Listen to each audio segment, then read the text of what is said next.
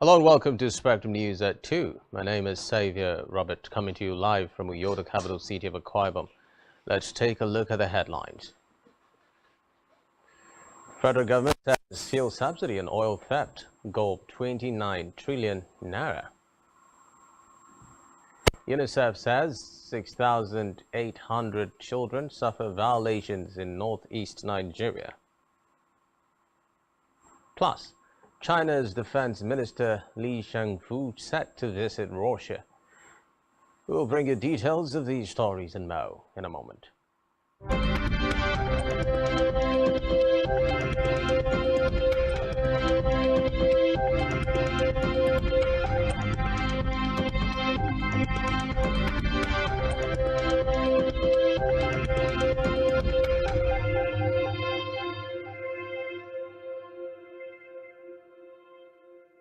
We'll begin this afternoon with a report that the federal government has said the amount spent on subsidizing premium motor spirit, popularly called petrol, between 2005 and 2021 was 13 trillion naira, noting that the country lost 16.3 trillion naira to oil theft from 2009 through 2020. It further disclosed this by NATI and Policy Alert, an indigenous civil society organization with support from the opening extractives. In a presentation by NATI's Executive Secretary Oji Obonaya, which was made available to newsmen, he said there was an urgent need to make decision on the agitation for the removal of fuel subsidies. He stressed that the fuel deregulation of the petroleum sector amount spent on subsidizing fuel by the government. Oji explained that the volume of crude oil losses represented a loss of more than 140,000 barrels per day, adding that between 2009 and 2018, Nigeria also lost 4.2 billion liters of petroleum products from refineries valued at $1.84 billion.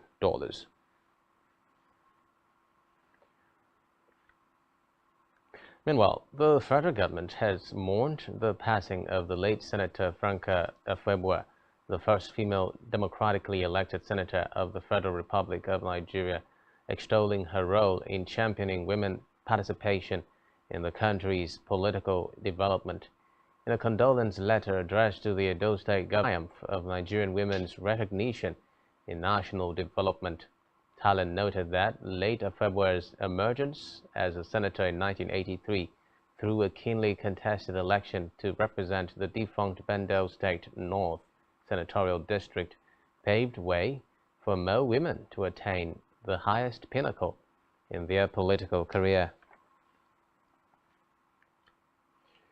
Away from that, now the National Assembly has forwarded to President Muhammadu Buhari for assent the harmonized version of the bill on the Nigerian Peace Corps after passage by both the Senate and the House of Representatives.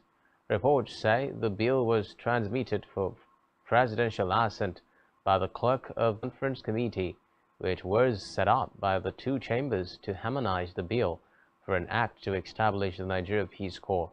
In line with provisions of the 1999 Constitution, the president is expected to take a decision on the bill within 30 days of receiving it.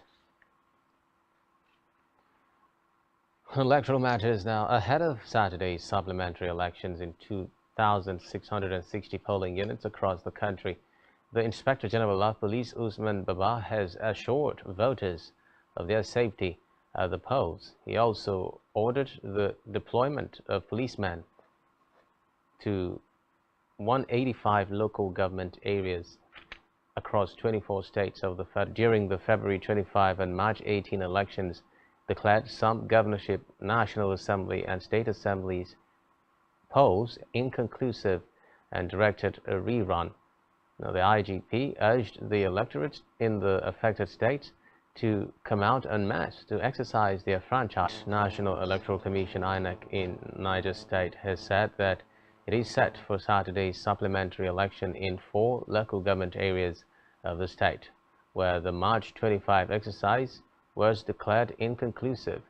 The Commission said the election will be conducted in Ajay, Aguara, Rafi, and Rijal local government areas.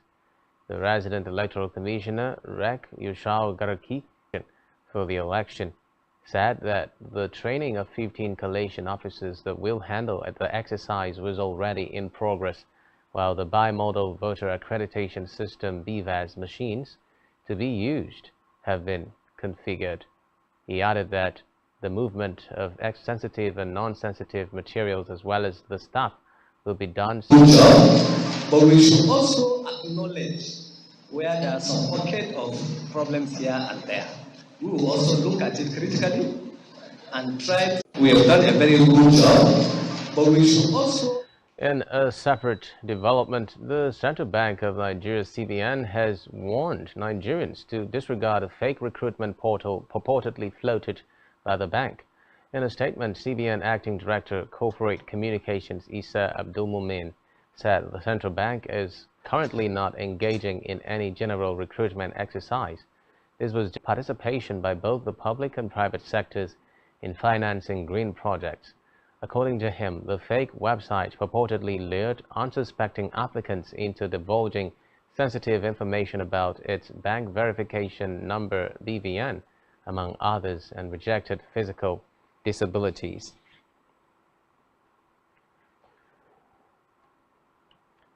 Tidal surge that may negatively impact agriculture, human settlements, and transportation. The Director General of the National Emergency Management Agency, NEMA, Mustafa Ahmed, has warned that there is a high-risk coastal flooding in Bayelsa, Delta, Lagos, and Rivers states.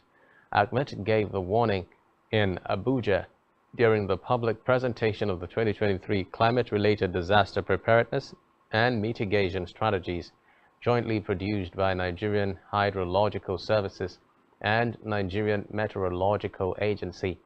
The NEMA Director General said no fewer than 665 people died, while 3,867 persons were also affected by the flood, while 2,437,411 persons were displaced.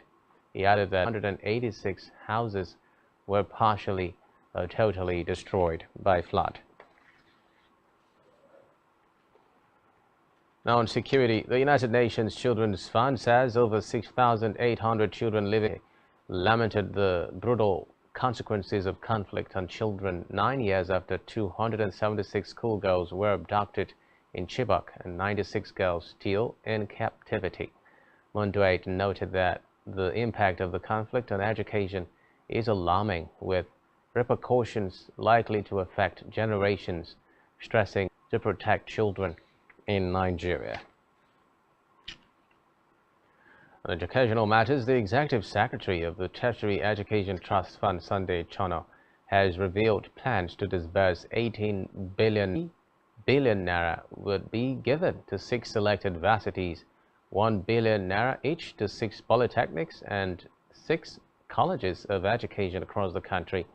He added that over 95% of the 320 billion naira intervention budget for 2023 would go directly to beneficiary tertiary institutions.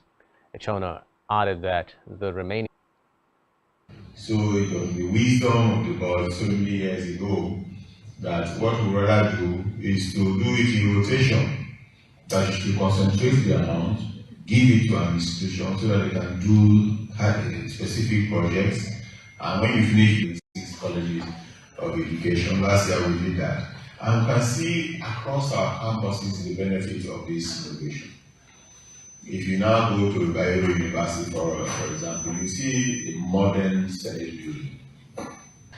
The special high impact will be given 3 billion each to 6 universities. And the 6 universities are, from the North Central Zone, we have Ibrahim Badamasi Babangida University in Napai, that's in Niger State. From the Northeast Zone, we have a federal university in Wukari, that's in Taraba State. From the Northwest, we have the federal university in Birnin Kebbi in Kebbi State.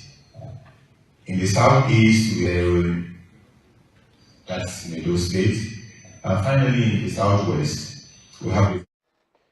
Back here, the Akwa Ibom State government has announced plans to commission a total of 60.67 kilometers of roads in 5 days, starting with the commissioning of 3.32 kilometers Ring Road 2 from Accra Road to Abak Road dual carriageway with 1 roundabout and 3.32 kilometers underground outfall drain.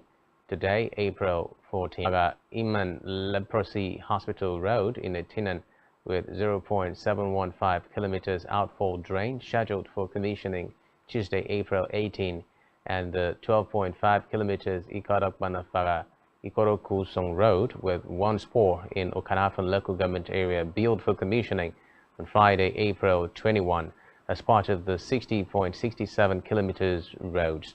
The full drain, as well as 17.95 kilometers Anwa Mbagishit Road with spurs and 1.65 kilometers outfall drain in Uyo and Uran local government areas as the other 2 major road projects scheduled for commissioning Tuesday, May 2 and Thursday, May 4, respectively. Meanwhile, Akwa Ibom State is cited as the Akwa Ibom State Map Establishment Law 2023 was passed during the plenary and is expected to have taken effect from yesterday, April 13, 2023. This followed a report of the Joint Committee on Lands and Housing, Boundary and Conflict Resolution and Local Government and Chieftaincy Affairs, presented agitations and communal conflicts, enhance and promote development within the mapped-out boundaries.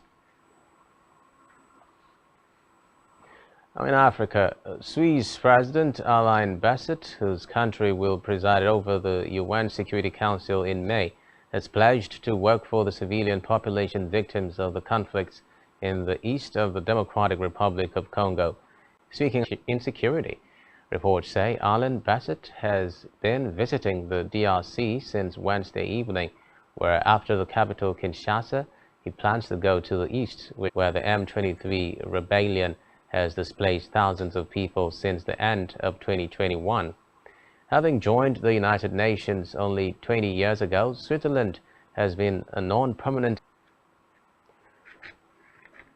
Meanwhile, the M23 rebel group in Eastern Democratic Republic of Congo, DRC, have said that they will not disarm or demobilize as long as there is no direct political dialogue with the Govt. There would be no political negotiations with the rebels.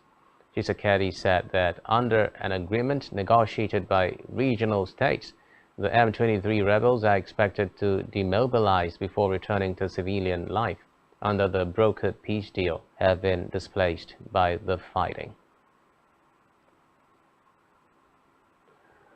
On the foreign scene, the Defense Ministry in Moscow has announced that China's Defense Minister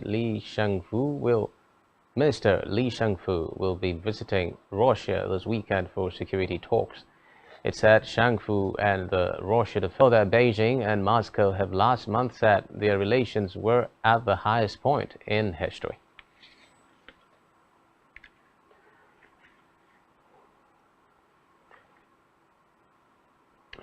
Still on the foreign scene, North Korea says it tested a new solid-fuel intercontinental ballistic missile, its most powerful missile to date. The state media reportedly held yesterday's missiles can be fired more quickly than liquid-fuel ones, making them harder to intercept, but analysts say they are not without downsides. This is reportedly the first time the North has test-fired a solid-fuel ICBM after years of testing solid-fuel short-range missiles. It has tested various ICBMs that these were powered by liquid propellants, which must be fueled directly ahead of launch, a process that can take hours. Experts describe would therefore enable North Korea to strike with far less warning.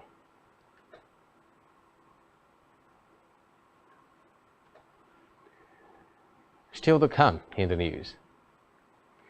West Ham draws gap.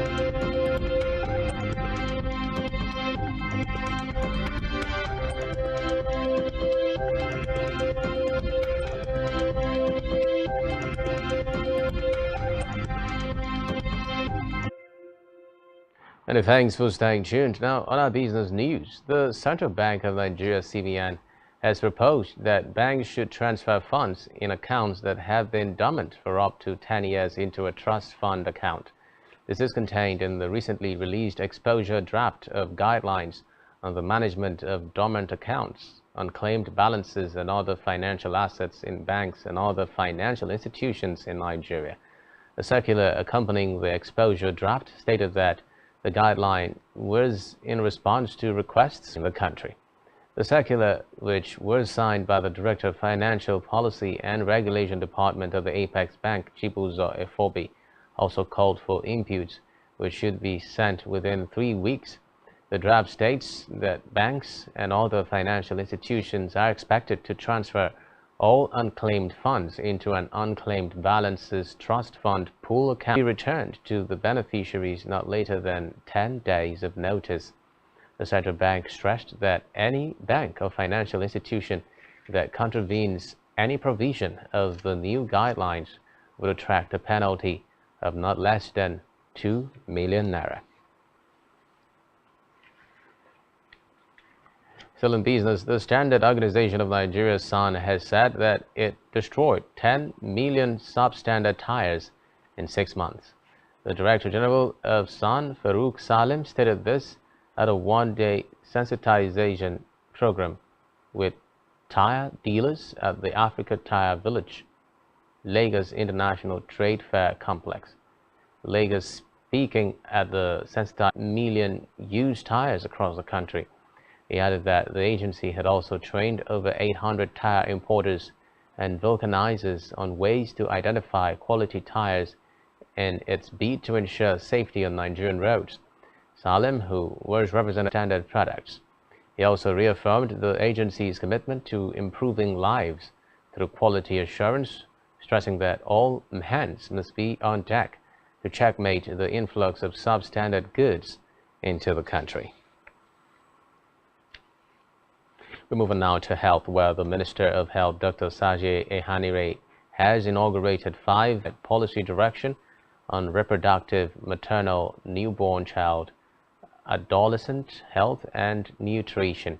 He said that the federal government was working relentlessly to ensure availability of functional primary health care centers with skilled birth attendants.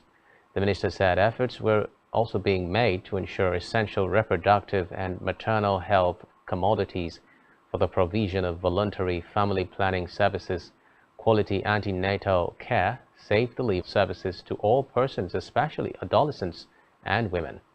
According to him, the passage of the National Health Act was one of government's landmark achievements to ensure equitable and inclusive access to health care services in Nigeria. Somalia.